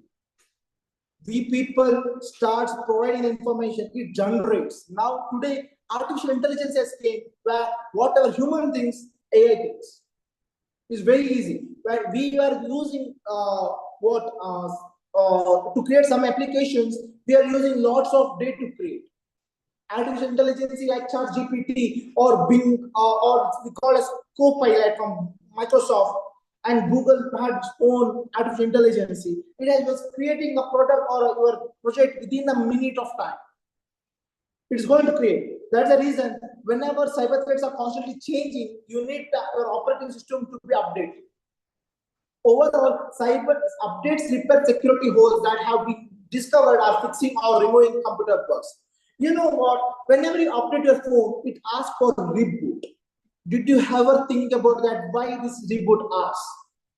Because whenever you update your devices, or it asks, whenever you click on the reboot, it starts working in the backend. It removes what are the unknown things, like unknown applications from the system, and it will create a DLL file and it will throw it out from your devices. That doesn't mean throwing out of your mobile, that it will delete it from the data, that server. It's completely deleted from the Android server. That's the reason. And now here many students, especially, I hope students are there here. What they do is people use a cracked version. If I'm not wrong, there is if you're playing GTA 5, Vice City or something like a games, you put a game on your system using a cracked version. Please don't use a cracked version. If you are not ready to invest 600, 700 rupees for a product, then don't use the product as a cracked version. Because in the cracked version, whenever the cracker is the person who is created the application, he used some algorithm into application. Many Sudhir has been asking whether VPN is safe. No, VPN is not safe. Because what is VPN? Virtual private network. How it works? See, VPN is not safe because many people use VPN like Rabbit VPN is there and lots of VPNs are there. VPN don't keep you safe, guys. We don't use VPN. If you need something like a private browsing, something like that, just go to your Google and click on that Chrome private browser, and you can work on that, right? Something like you can work on that. Overall, update repair security holes that have been discovered and fixing or removing computer bugs. As I told you, it will help to remove your application bugs. So if you use cracked version in your system, and whenever you click on the the internet option in your computer, the application won't run, because that your system will remove the bugs from the system. That application, that may be a cracked code or something like that. Many students have even the people who has a good thinking about the photography. You people use Photoshop, the cracked Photoshop. You know how much of the data has been supplied using your cracked Photoshop credentials. Many of your personal data are being supplied using these Photoshops, because crackers know that if you're using Photoshop, you are allowing all the photos into your system. There's a reason never ever use the cracked application and daily update your software. It may be so. You may ask, like, sir, updating the Android is fine, the phone is fine. Whether we should update our application too, because every single 2 days we get an update from WhatsApp to update the system. Yes, updating individual application is also a good habit, because it will help you to keep it secure. It will remove any kind of bugs are stored in that application. So many people think that WhatsApp is giving an update. That means that WhatsApp is taking our internet for business. Yes, every industry runs in the business. That doesn't mean that it is keeping you safe. It's not keeping you safe. It's keeping you safe, guys. Just update every individual applications and also your systems. Software update on your mobile phone. If you go on Android, it's a very easy method. Today's generation, you people know how to update your system. Even though for those people who don't know how to update your system, there is an option. Go to the Android, go to settings. There's an option for system. Go to system. There is an option for advanced, and there is an option for system update. Right now, we are using the products. We have something called as general. Click on general, about devices, security up to date, options are there. Click on that, update your phone. In iPhone and iPad, it's very easy. Go to general account, there is an option called as software update. Click on that and update your iOS. Yeah, it may take your storage, but it is good, helpful for your device too. You will also be safe, and that phone will be also safe. That's the reason. So this is a screenshot how to update your device. This is Android. This is Android. I hope this is Android 8.1.0. Lots of people today it's Android 15s are coming on. That's the reason. Just be update yourself, guys. So this is how to update your iPhone. It's a very easy method. So if you are using Windows, so in Windows there is an option. Go to the Start menu. Go to settings. There is an option called as Windows Update in the bottom or about info. There is an option. Let me go and search settings. There is an option called settings. Windows Update options are there, and yes, you have an option called as you are up to date. If you are not up to date, just click on check for update. It will start scanning and it will tell you which one is not updated. Just update it. That's a very good hygienic thing to be done. So next thing in Mac the same thing has how you go with the iOS, the same thing. Go to your Mac. There's an option called as general or an about this Mac. Click on the software update. So this is a screenshot. This is Windows 8 and 10 generation. This is Windows Mac OS. This is Safari 10.14.6. Right now we use 15 Mac OS. So avoid telecom scams. So almost we are touching into the 5 p.m. So I will give you up 3 minutes of time. I'm going to see a live chat. If there is any kind of question, you may ask me in the chat box. It will be helping me a lot.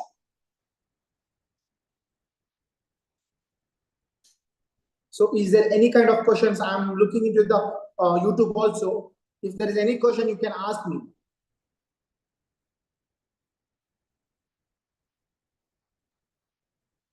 Someone has messaged Chinnu Stan. Samsung Pass works best for me. It's safe.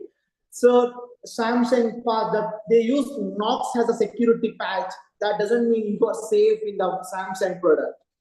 It's very, if I'm not wrong, recently Samsung has went into one kind of cyber threats. So see, storing your password in your system is not safe. That's the reason I'm telling you, never store your password in your phone. So is there any other questions to be asked? You can ask me. So is there any associate members here? Yeah, yes, sir. Yes, it's been 5 p.m. From tomorrow's session, no, from the Monday session, I'm going to talk about avoid telephone scams. Okay, that will be a really helpful session. I hope today's session was really informative session. So if there is any question, you can ping us, or you can ping me in LinkedIn. I have my LinkedIn account. You can just ping me up there, and you can ask me questions on that. No worries. Yeah, Sushmita, you can carry on. Yeah, sure, sir. Thank you so much. Thank you so much for your valuable class. So we'll meet again by on Monday. As we know that tomorrow and day after tomorrow, that will be on weekend, we don't have a session. Okay. Yeah. Thank you so much, sir. So I have some questions to be addressed. I will take it forward. If you don't have any questions to be addressed, we can go for we can wind up for the reason. So pardon, I did not get you, madam. Like if you don't have any questions to be addressed, we can wind up further. Okay. See what our thing is, like I ask people to ask me a question, so it means helping me a lot. Yeah. Yes. That means that audience has understood the topic. Yeah. Sure. So yeah, dear faculty members, if you have any questions, if you don't like, if you're not able to answer it now, no issues. You can just write it down on Monday session. You can ask the questions related to the what sir has taught you all today.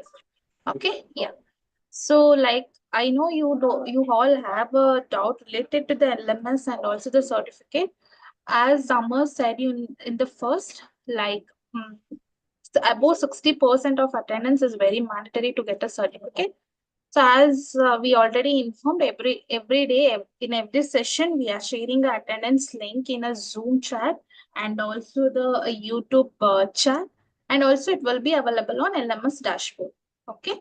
So the timings, the 1 hour of duration, in that 1 hour of duration only you people has to mark the attendance. That is for 4:30 to 5:30. Okay, after 5:30 you can't mark your attendance, and also you can't mark your attendance like previous. For example, if you have not attended the day 1 session, if you ask for the day 2 in the day 2 session of attendance day 1, we can't share. So make sure you all mark your attendance without any fail. Okay, yeah, so we are good to go. Like we will wind up for the day. Thank you all. Thank you for joining this wonderful class. We'll meet again on Monday at 3 p.m. Thank you all. Thank you so. Thank you, everyone. Have a great day.